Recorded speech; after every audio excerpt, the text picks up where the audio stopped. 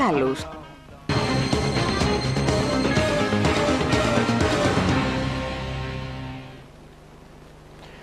Προκαταρκτική εξέταση για το ενδεχόμενο ύπαρξης αξιόπινων πράξεων θα ζητήσει ο εισαγγελέας Κατερίνης μετά από τη συνάντηση που είχε με την Επιτροπή Πολιτών για την κατάργηση των διοδίων του Αιγινίου. Στο υπόμνημα που κατέθεσε η Επιτροπή ζητά την κατάργηση των διοδίων λόγω της παρακόλλησης της συγκοινωνίας που προκαλείται και τον κίνδυνο πρόκλησης σοβαρών τροχαίων ατυχημάτων λόγω της εκτροπής της κυκλοφορίας από τον οικισμό του Αιγινίου.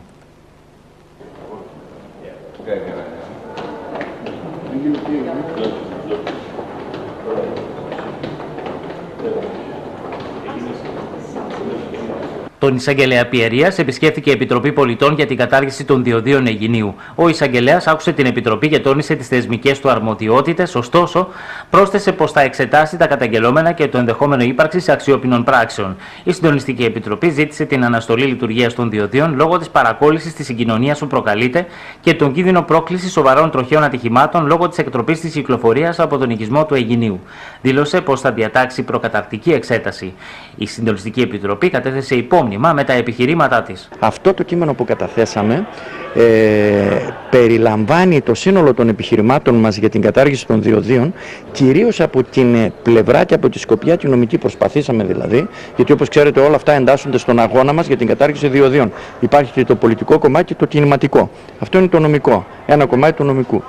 Λέμε δηλαδή εν συντομία, ζητάμε από τον κύριο Σαντιλέα να εξετάσει την έκθεση του ανθρώπου στον κίνδυνο, γιατί εκτρέπεται το σύνολο σχεδόν της κυκλοφορίας από Ευζώνους και από Εγνατία, της βαριάς κυρίως κυκλοφορίας, μέσα από Χαλκιδόνη και κυρίως από Αιγίνη. Χαλκιδόνα, Αλεξάνδρεια, Κυψέλη, Νησέλη, Αιγίνιο, Μεγάλη Γέφυρα.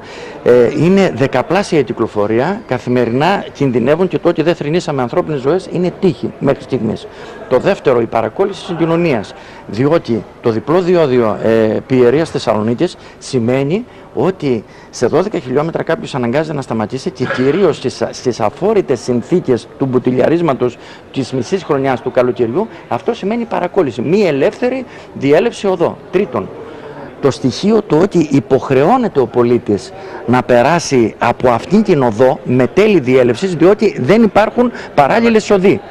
Είναι υποχρέωση, αυτό επίσης αντίκειται στην ελεύθερη επιλογή του πολίτη να περάσει από εδώ στην ίδια κατεύθυνση που πάει με χωρίς διόδια.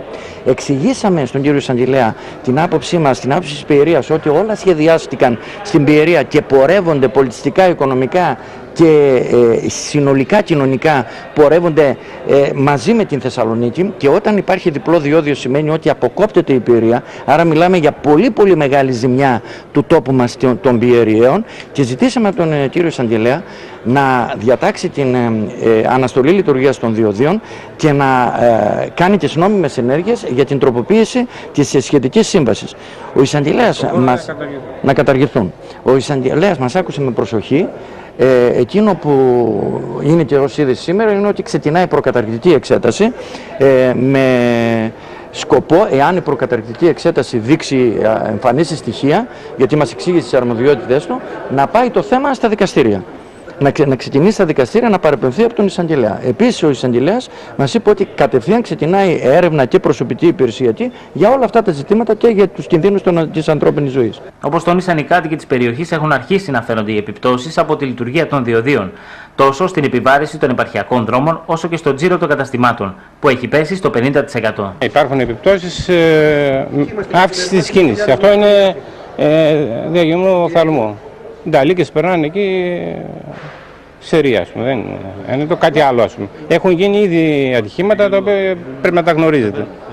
Στη Μεγάλη Γέφυρα.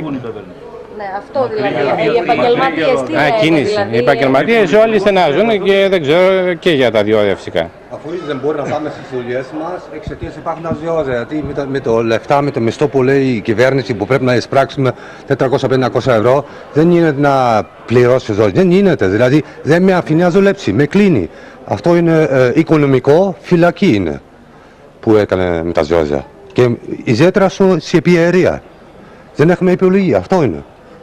Σχετικά με τους επαγγελματίες που αναφερθήκατε, υπάρχουν συγκεκριμένες απόψεις και καταθέσεις και συνομιλούμε με τους ανθρώπους. Ειδικά στα πλησιέστερα χωριά που είναι εγκυρότερο αυτό, έχει μειωθεί ο τζίρος τους στο 50%. Νομίζω ότι τα θέματα αναπτύχθηκαν από την Επιτροπή, είναι δίκαια και αβάσιμα.